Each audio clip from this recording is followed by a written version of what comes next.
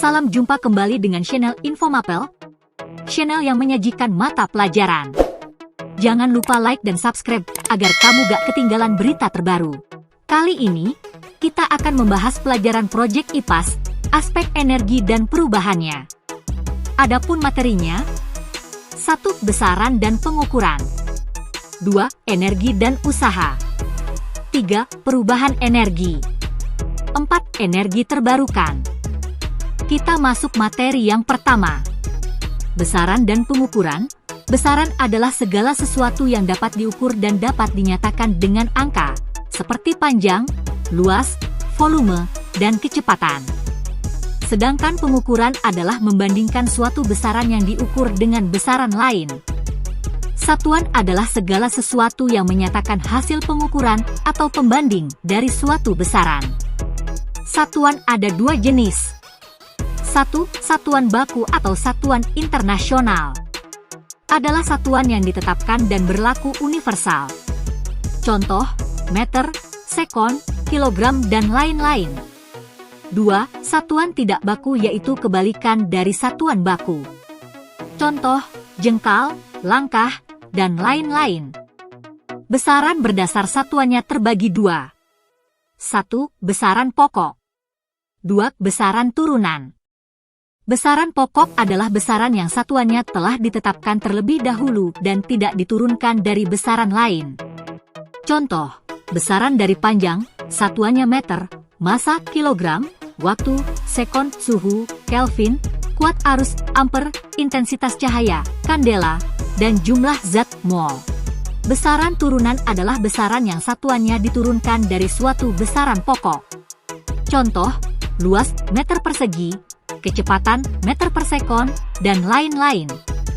Selain itu, besaran juga memiliki dimensi yaitu cara suatu besaran tersusun atas besaran pokok. Contoh, massa M, waktu T, kuat arus I, dan lain-lain. Contoh, tentukan dimensi besaran gaya dan usaha. Gaya F massa X percepatan M dikali A kilogram kali meter per sekon pangkang 2. Maka Fm dikali liter dibagi T pangkat 2 atau Fm kali liter kali T pangkat min 2. Usaha W gaya dikali perpindahan F kali S kilogram kali meter per sekon pangkang 2. W kilogram kali meter pangkat 2 per sekon pangkat 2. Wm kali liter kali T pangkat min 2. Besaran berdasar arahnya terbagi atas. 1. Besaran vektor, yaitu besaran yang memiliki nilai dan arah. Contoh, gaya, F, percepatan, A, kecepatan, V, momentum, P. 2. Besaran skalar, yaitu besaran yang hanya memiliki nilai tapi tidak memiliki arah. Contoh, massa, M, panjang, O, waktu, T, kelajuan, V. Walaupun telah memiliki definisi, pengukuran masih memiliki kesalahan atau ketidakpastian dalam pengukurannya. Kesalahan pengukuran sistematis diakibatkan oleh 1. Keterbatasan ketelitian alat ukur. 2. Kesalahan pengaturan atau kalibrasi alat ukur. 3. Kesalahan sudut pandang atau paralaks saat membaca alat ukur. 4. Kesalahan akibat penyederhanaan nilai atau sistem. 5. Pengukuran tunggal sehingga tidak akurat. Beberapa pengukuran antara lain. 1. Pengukuran panjang. Dalam pengukuran panjang, dapat digunakan. Pertama, penggaris atau mistar. Penggaris adalah alat ukur panjang dengan ketelitian 1 mm per 0,1 cm. Kedua, jangka sorong. Jangka sorong adalah alat ukur panjang dengan ketelitian 0,1 mm 001 cm. Panjang pada skala utama atau X utama adalah skala yang terdapat di sebelah kiri titik 0 skala nonius. Panjang pada skala nonius atau X nonius adalah skala yang berimpit dengan skala utama. Ketiga, mikrometer sekrup.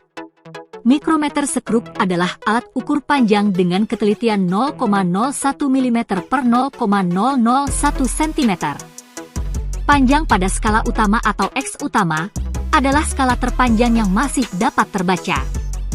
Panjang pada skala nonius atau X nonius adalah skala yang berimpit dengan skala utama. 2. Pengukuran massa. Dalam pengukuran massa, dapat digunakan. Pertama, neraca lengan atau Ohaus adalah alat ukur massa dengan ketelitian 0,01 gram. Neraca lengan terdiri dari tempat beban, skala beban, beban geser, sistem pengatur khusus, dan penunjuk. Yang kedua, neraca pegas. Neraca pegas adalah alat ukur massa dengan ketelitian 0,5 gram. Neraca pegas terdiri dari pegas dan selongsong besi yang ujungnya terdapat pengait. Cara pengukuran massa dengan neraca pegas adalah dengan menggantung benda yang akan diukur pada pengait neraca.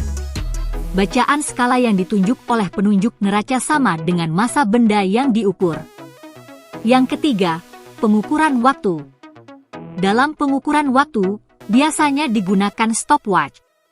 Stopwatch analog adalah alat ukur waktu yang memiliki ketelitian 1 detik, adapun stopwatch digital dapat memiliki ketelitian yang lebih presisi. Bagian lain dari besaran dan pengukuran adalah angka penting. Angka penting adalah angka yang dihasilkan dari hasil pengukuran, bukan penghitungan, termasuk angka yang ditaksirkan.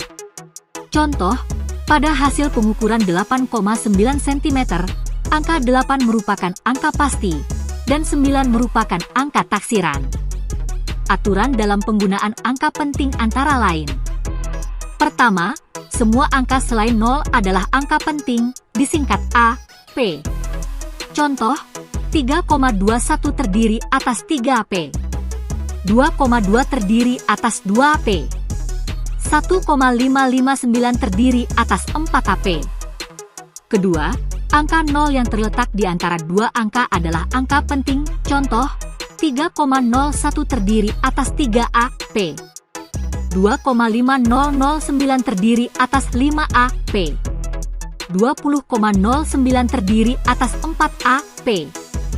Ketiga, angka 0 yang terletak di belakang koma desimal adalah angka penting. Contoh, 3,00 terdiri atas 3AP. 9,0 terdiri atas 2AP. 44,500 terdiri atas 5AP. Keempat, seluruh angka 0 yang terletak di sebelah kiri koma desimal dan menyatakan bilangan kurang dari 1, bukan angka penting. Contoh, 0,1 terdiri atas 1AP. 0,0088 terdiri atas 2AP. 0,0069 terdiri atas 3AP. Kelima, semua angka 0 yang terletak di kanan angka bukan 0 namun tidak diikuti koma atau desimal adalah bukan angka penting, kecuali diberi tanda. Contoh, 1205000 memiliki 4 AP. 22.400 memiliki 3 AP. 120.000 memiliki 2 AP. 2.240.000 memiliki 3 AP. Aturan pembulatan bilangan dalam fisika adalah sebagai berikut. Pertama, angka yang nilainya lebih dari 5 dibulatkan ke atas. Contoh, 6,38 dibulatkan menjadi 6,4. Kedua, angka nilainya kurang dari 5 dibulatkan ke bawah. Contoh, 8,34 dibulatkan menjadi 8,3. Ketiga, angka yang nilainya sama dengan 5 dibulatkan ke atas. Jika angka sebelumnya ganjil, dan dibulatkan ke bawah jika angka sebelumnya genap. Contoh, 4,25 dibulatkan menjadi 4,2. 5,55 dibulatkan menjadi 5,6. Operasi hitung angka penting harus mengikuti aturan berikut. 1. Penjumlahan dan pengurangan. Hasil dari operasi menghasilkan hanya satu angka taksiran saja dan angka penting paling sedikit. Contoh, 23,12 ditambah 1,2 sama dengan 24,32 dibulatkan 24,3 yang terdiri atas 3 AP. 21,9 dikurang 1,15 sama dengan 20,75 dibulatkan 20,8 yang terdiri atas 3 AP. 2. Perkalian dan pembagian. Hasil dari operasi menghasilkan banyak angka penting yang paling sedikit dari bilangan yang dioperasikan. Contoh, 12,2 memiliki 3 AP, dikali 3,5 memiliki 2 AP, sama dengan 42,70 dibulatkan menjadi 43 dengan 2 AP. 3214 memiliki 4 AP dikali 121 memiliki 3 AP, sama dengan 388.894. Ditulis menjadi 388.000 dengan 3 AP. 1,44 memiliki 3 AP dibagi 7,2 memiliki 2 AP, sama dengan 0,2. Ditulis menjadi 0,20 dengan 2 AP. 2564 memiliki 4 AP dibagi 12 memiliki 2 AP, sama dengan 213,666. Ditulis menjadi 210 dengan 2 AP. 3. Pemangkatan dan penarikan akar. Hasil dari operasi menghasilkan banyak angka penting yang sama dengan bilangan yang dioperasikan. Contoh, 2,5 pangkat 2 sama dengan 6,25 ditulis 6,2 dengan 2 AP. Akar 225 sama dengan 15 ditulis 15,0 dengan 3 AP. 4. Perkalian dan pembagian dengan bilangan eksak. Hasil dari operasi menghasilkan banyak angka penting yang sama dengan bilangan hasil pengukuran. Contoh, suatu benda panjangnya 1,25 m jika diperpanjang menjadi 4 kalinya, maka 1,25 dikali 4 sama dengan 5,00 memiliki 3 AP. Selanjutnya, notasi ilmiah. Notasi ilmiah adalah notasi yang menyederhanakan bilangan yang sangat kecil atau sangat besar menjadi satu tempat satuan. A kali 10 pangkat n dengan A sama dengan bilangan pokok atau mantisa yaitu 1 kurang dari A kurang dari 10. 10 pangkat n sama dengan orde besar. N sama dengan orde bilangan. Contoh, 0,000000257 ditulis menjadi 2,57 kali 10 pangkat min 8. 965.300 menjadi 9,653 kali 10 pangkat 5. Selanjutnya kita masuk materi yang kedua yaitu energi dan usaha. Energi adalah kemampuan untuk melakukan kerja atau usaha. Jenis-jenis energi ada banyak, di antaranya 1. Energi kimia. 2. Energi listrik. 3. Energi panas. 4. Energi cahaya. 5. Energi mekanik dan lain-lain. Adapun hukum kekekalan energi berbunyi, energi tidak dapat diciptakan dan juga tidak dapat dimusnahkan, tetapi hanya dapat diubah dari satu bentuk ke bentuk yang lain. Mengapa buah mangga itu dapat jatuh ke bawah dari pohonnya dan bagaimana energinya? Hal ini karena adanya energi mekanik yang melibatkan energi potensial dan energi kinetik. Energi mekanik merupakan penjumlahan dari energi potensial, EP, dan energi kinetik, EK, dengan satuan Joule. Yang dirumuskan E, M sama dengan EP ditambah EK. Energi potensial adalah energi yang berkaitan dengan kedudukan suatu benda terhadap suatu titik acuan. Ada dua jenis energi potensial. 1. Energi potensial gravitasi, dimiliki oleh benda yang berada pada ketinggian atau posisi tertentu dari permukaan bumi. 2. Energi potensial pegas, muncul akibat adanya perbedaan kedudukan dari titik kesetimbangannya. Titik kesetimbangan adalah titik keadaan awal sebelum benda ditarik. Secara matematis dituliskan, EP sama dengan M kali G kali H. Dengan EP energi potensial satuannya Joule, M adalah massa benda satuannya kilogram, G adalah konstanta gravitasi, dan H adalah ketinggian dalam meter. Energi kinetik dapat didefinisikan sebagai energi yang dimiliki sebuah benda karena kelajuannya. Energi kinetik dirumuskan sebagai EK sama dengan setengah M kali V pangkat 2. Penerapan hukum kekekalan energi dapat dicermati dari keadaan berikut. Seorang anak yang melempar bola vertikal ke atas, pada titik atas di mana bola paling tinggi terlempar energi potensial bernilai maksimal karena ketinggiannya paling besar, sedangkan energi kinetik 0, sebaliknya ketika bola jatuh ke bawah, maka energi kinetik bernilai maksimal sedangkan energi potensial bernilai 0 karena kedudukan benda paling rendah. Untuk memahami penerapan hukum kekekalan energi, cermatilah soal berikut ini beserta penyelesaiannya. Usaha adalah besarnya energi yang diberikan untuk memindahkan sebuah benda atau objek.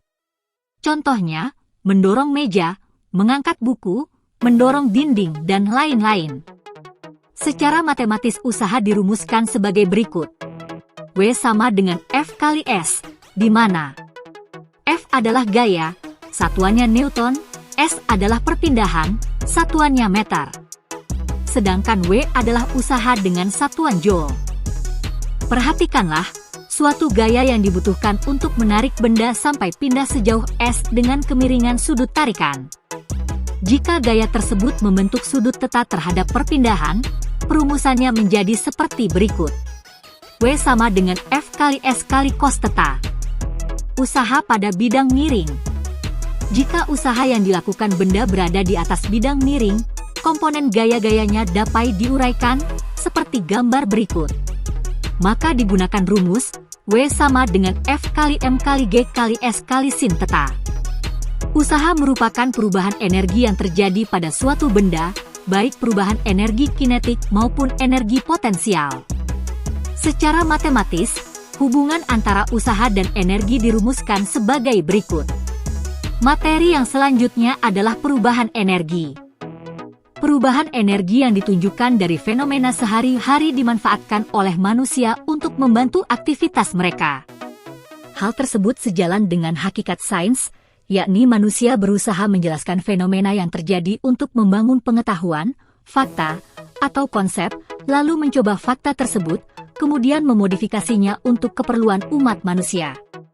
Contoh perubahan energi antara lain. 1. Energi listrik menjadi energi panas, misalnya pada setrika listrik, kompor listrik, dan solder listrik. 2.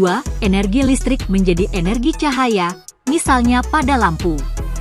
3. Energi listrik menjadi energi kimia, misalnya pada penyetruman, pengisian, aki, baterai smartphone, dan lain-lain. 4. Energi cahaya menjadi energi kimia, misalnya fotosintesis.